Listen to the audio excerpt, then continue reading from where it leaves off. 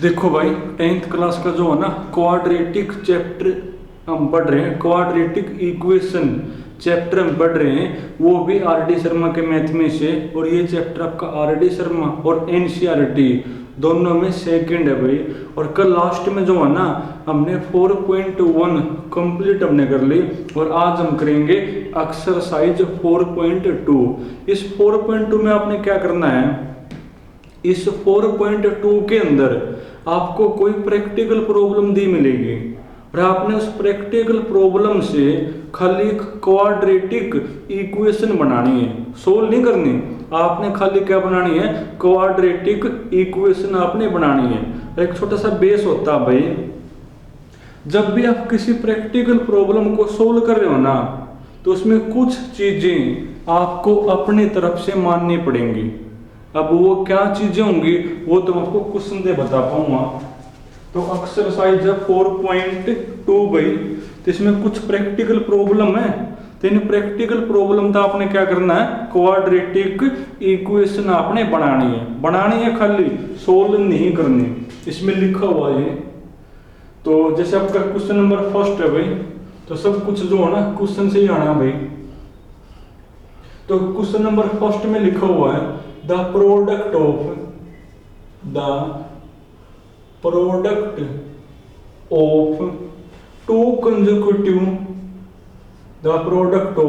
To consecutive positive integer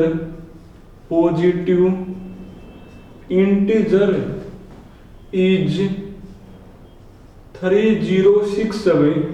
तो form है quadratic equation, यानी क्वाड्रेटिक इक्वेशन आपने बनानी है जिससे आप जो है ना इंटीजर को फाइंड आउट कर सको।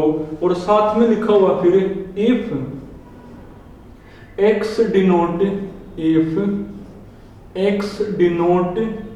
The smaller integer, x denote the smaller integer भाई। इफ का मतलब ये आपको गिवन है, तो कहो कि ये जो प्रॉब्लम आपके सामने है ना, इससे आपने क्या बनानी है, एक क्वाड्रेटिक इक्वेशन आपने बनानी है। तो उसके लिए कुछ चीजें आपको अपनी तरफ तो माननी पड़ेंगी, और वो खुद कहो यो। इफ का मतलब गिवन। देखो ये कहो है दो कंसेक्यूटिव पॉजिटिव इंटीजर है। पहली बात तो कंसेक्यूटिव का मतलब क्या है, कंसेक्यूटिव मतलब होता है लगातार। क्या मतलब होता है, लगातार, यानी आपके सामने दो लगातार पॉजिटिव इंटीजर हैं। जैसे मान लें मैं आपको कहूं कोई नंबर 5 है, तो 5 के कंसेक्यूटिव कौन है, तो 5 के कंसेक्यूटिव 6 है, यानी 5 से नेक्स्ट, जो 5 से नेक्स्ट है ना वो 5 का कंसेक्यूटिव है। तो आपको कहोगे दो कंसेक्यूटिव पॉजिटिव इंटीजर है, और उन मतलब जो एक है ना वो आपने x मानना है, एक आपने क्या मानना है, x आपने मानना है। तो सेकंड फिर कौन होगा, x प्लस में 1, और उनकी प्रोडक्ट कौन है 3 0 6, और उनकी प्रोडक्ट हमने भी आवनी करनी, तो वहां तो इक्वेशन आ जाएगी। अब लिखोगे कैसे, सॉल्यूशन लेट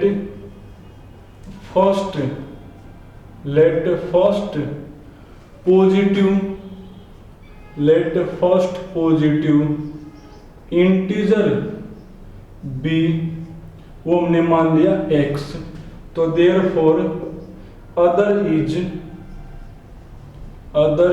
तो वो कौन होगा मेरा x प्लस 1। एक चीज और क्या गिवन है, इनकी जो प्रोडक्ट है ना ऑल्सो गिवन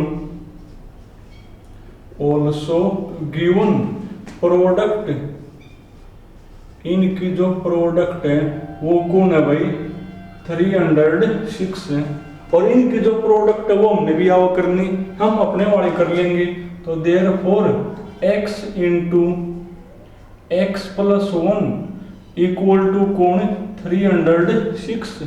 करना सोल्व करो, x अंदर multiply x square plus x into 1 x equal to कौन 306।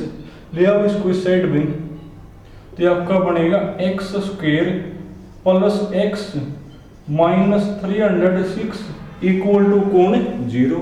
तो ये होगी वो क्वाड्रेटिक इक्वेशन। तो लिख दोगे which is the which is the required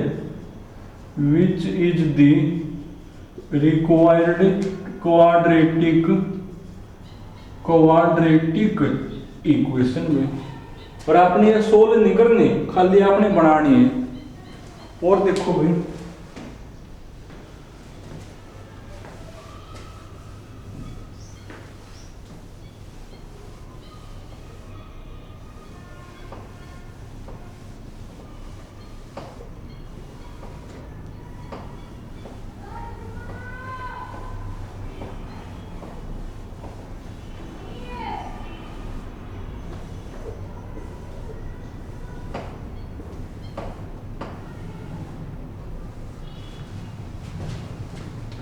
और देखो अब तुम पढ़ो क्वेश्चन नंबर 2 पढ़ना एक बार भाई।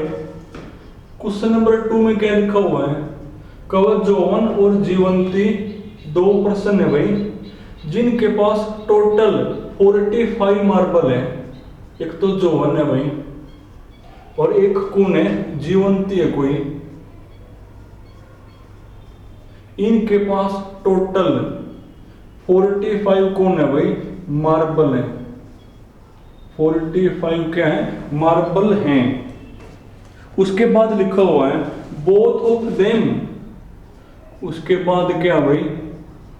Both of them 5 marble. और दोनों जो है ना 5 मार्बल गुम कर दें यानी खो दें वो। और जो बचे हुए मार्बल है ना, एंड द प्रोडक्ट ऑफ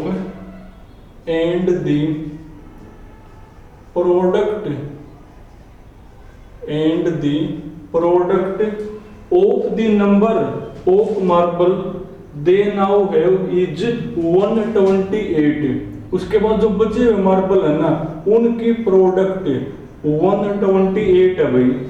और आपने करना क्या है? फॉर्म दी क्वाड्रेटिक इक्वेशन। तो इस प्रॉब्लम का आपने फिर क्या बनानी है? एक क्वाड्रेटिक इक्वेशन आपने बनानी है। और उसके बाद जिस तरह वो मार्बल फाइंड आउट कर सका, यानी फाइंड आउट आपने करने नहीं, आपने खाली वो इक्वेशन बनानी है जिससे आप वो मार्बल फाइंड आउट कर सको। और लास्ट में लिखा हुआ है if Johan had x marble भाई। इसमें स्पेशली लिखा हुआ है कि जोहन के पास शुरुआत में जो है ना एक्स मार्बल है, जोहन के पास एक्स मार्बल है। अब तुम यहां देखो, जोहन और जीवंती के पास टोटल 45 मार्बल है।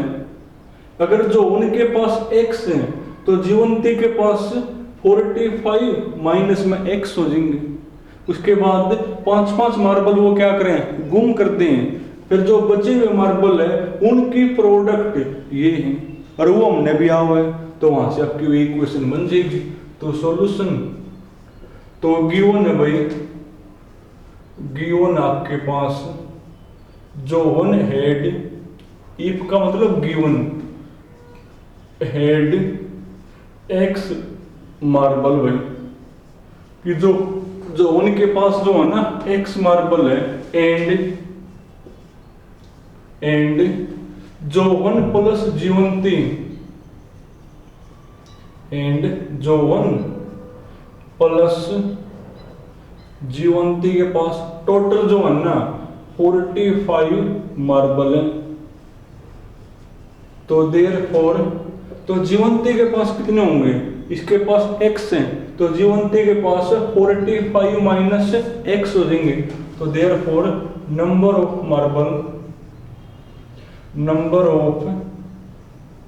मार्बल किसके पास भाई?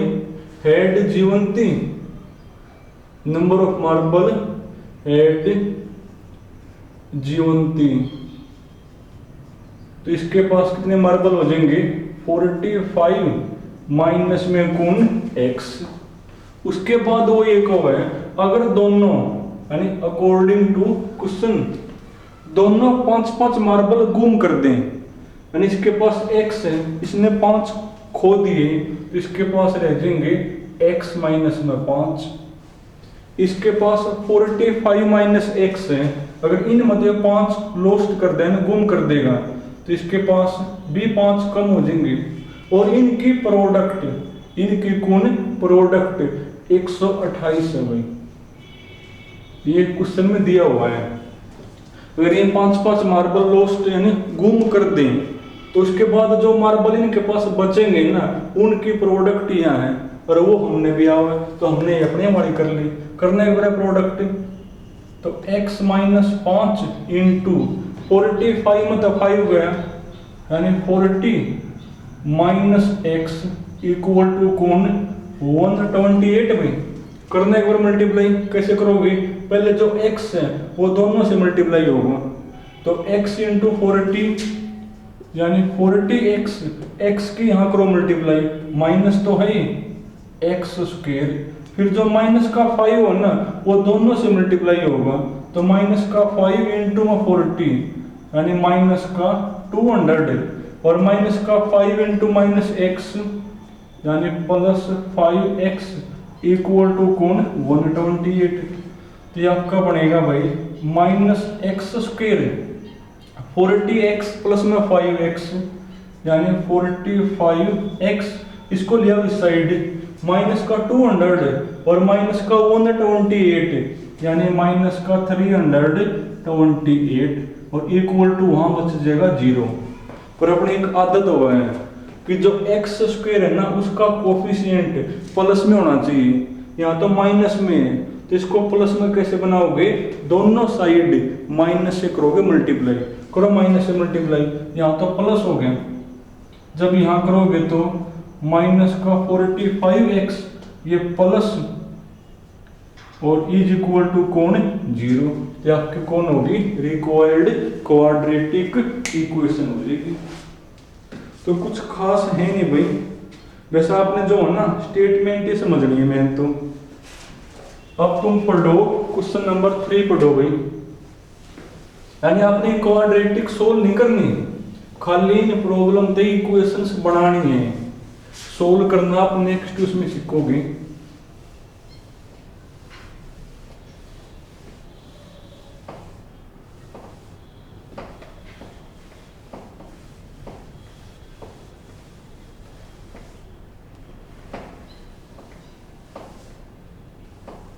अब तुम पढ़ो क्वेश्चन नंबर 3 पढ़ो भाई।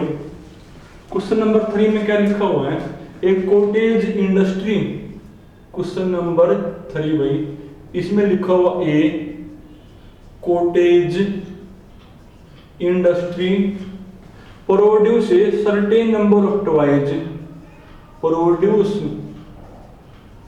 ए certain number of toys in a day, certain number of toys in a day, in a, कोई इंडस्ट्री है भाई, वो हर दिन जो है ना कुछ खिलौने बनाती है, कुछ टॉयज वो बनाती है, और वो जो टॉयज बनाती है ना उसको बनाने में जो आपका कॉस्ट आता है, द कॉस्ट ऑफ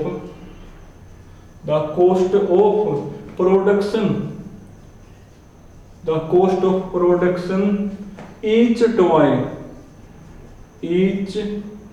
यानी एक को बनाने में जो कॉस्ट है ना, जो खर्च है, वो कौन है भाई, was found to be 55 minus the number of article, 55 minus the number of article produce in a day, उसके बाद लिखा हुआ है और पूरे दिन का, पूरे on a particular day total cost equal to कौन है भाई, वो है 750। और आपने इसके बाद स्पेशली लिखा हुआ है कि वो जो इंडस्ट्री है ना वो पूरे दिन में एक्स क्या बनाती है, टॉयज बनाती है, और आपने इस प्रॉब्लम से क्या करना है, एक क्वाड्रेटिक इक्वेशन बनानी है। इसमें स्पेशली लिखा हुआ बाद में कि वो इंडस्ट्री पूरे दिन में एक्स टॉयज बनाती है। तो लिखोगे तो गिवन है भाई सॉल्यूशन, या फिर लेट नंबर ऑफ समझ में नहीं स्टेटमेंट को कि कोई इंडस्ट्री है वो टॉयज बनाती है, उसके बाद एक टॉयज को बनाने में जो कॉस्ट आता है ना वो कॉस्ट किसका बराबर है भाई 55 माइनस में जितने वो डेली के बना हुआ है वो माइनस करो, यानी वो एक टॉयज को बनाने का कॉस्ट है और टोटल कॉस्ट है 750 पूरे दिन का। तो आपने इक्वेशन बनानी है तो मान लो नंबर ऑफ टॉयज लेट बल्कि दी लिखोगे यहाँ, let the number of toys produce in a day भाई वो हमने मान लिया x कि वो जो इंडस्ट्री है ना पूरे दिन में x टॉयज बना हुआ है।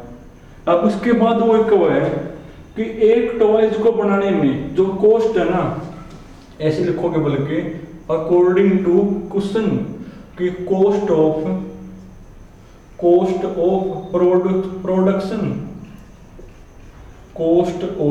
प्रोडक्शन फॉर वन टॉयज, यानी एक टॉयज को बनाने में जो कॉस्ट आता है वो कितना कॉस्ट हुआ है जितने वो पूरे दिन में टॉयज बनाती है ना 55 माइनस जितने वो पूरे दिन में टॉयज बनाती है और पूरे दिन में बना हुआ है x। तो हमने मान लिया कि वो इंडस्ट्री पूरे दिन में x टॉयज बना हुआ है और एक टॉयज को बनाने में जो कॉस्ट आता है वो 55 माइनस x है। उसके बाद टोटल कॉस्ट है भाई, टोटल कॉस्ट वो है 750। और अब मेन बात आपको अब समझनी है, यहाँ देखो मान लिया वो जो इंडस्ट्री है ना पूरे दिन में 10 टॉय बना हुआ है, मान लिया पूरे दिन में क्या बना हुआ है 10 टॉयज और एक टॉयज को बनाने में 5 रुपया मान लिया कॉस्ट आ हुआ है तो 10 को बनाने में क्या होगा 50 का। कैसे पता लग गया ये इंटू में ही, यानी वही काम यहाँ पर करो। वो जो इंडस्ट्री है ना पूरे दिन में x बना हुआ है और एक को बनाने में वो कॉस्ट है, अगर मैं इसको आपस में मल्टीप्लाई कर दूं तो टोटल कॉस्ट आ जाएगा और वो का वही है, यानी इनकी मल्टीप्लाई इसके बराबर होगी।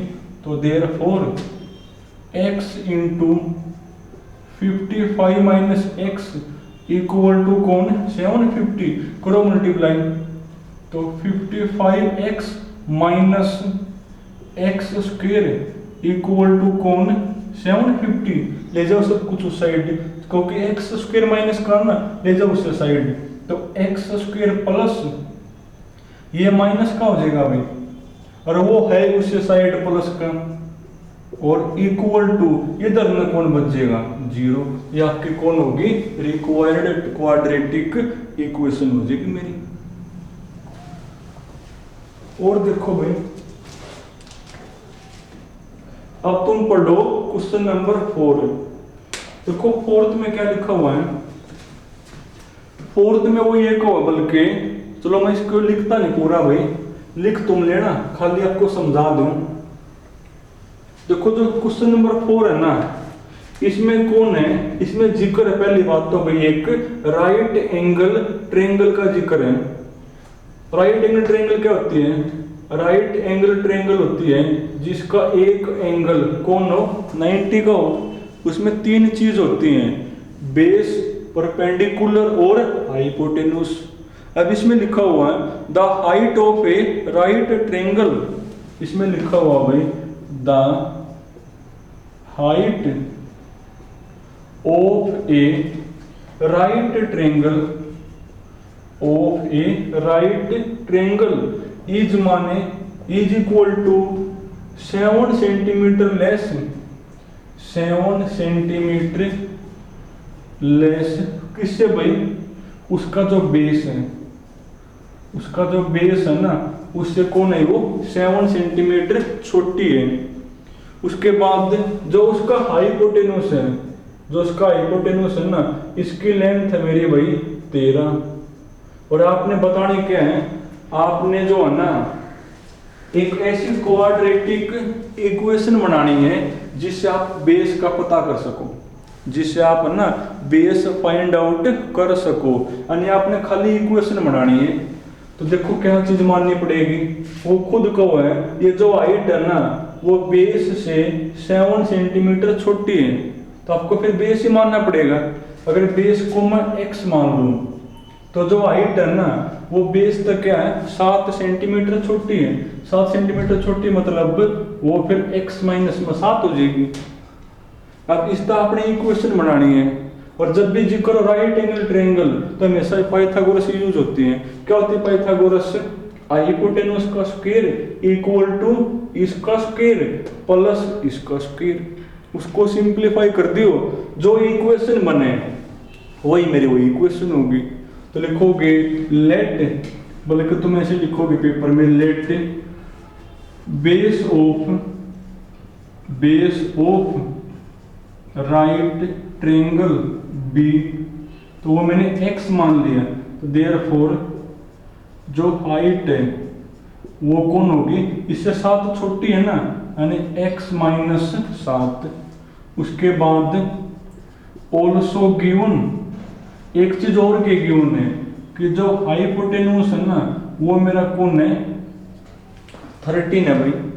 अब करो पाइथागोरस यूज, तो यूजिंग पाइथागोरस थ्योरम, क्या होती है पाइथागोरस? बेस का स्क्वायर प्लस हाइट का स्क्वायर, यानी x माइनस 7 का स्क्वायर इक्वल टू कौन है? हाइपोटेन्यूस का स्क्वायर, 13 का स्क्वायर भाई 169। इसको थोड़ा सा सिंप्लीफाई कर दियो तो यहाँ तो वो कौन आ जाएगी, मेरी क्वाड्रेटिक इक्वेशन आ जाएगी। तो कुछ खास नहीं है भाई, अगर आप ध्यान से करोगे तो। लास्ट एक और देखो, चलो जो लास्ट है ना वो तुम्हारा पूरा नहीं होगा भाई, तो तुमने जो है ना पहले 4 ही करने हैं भाई, तो उसको फिर नेक्स्ट वीडियो में ही करेंगे भाई।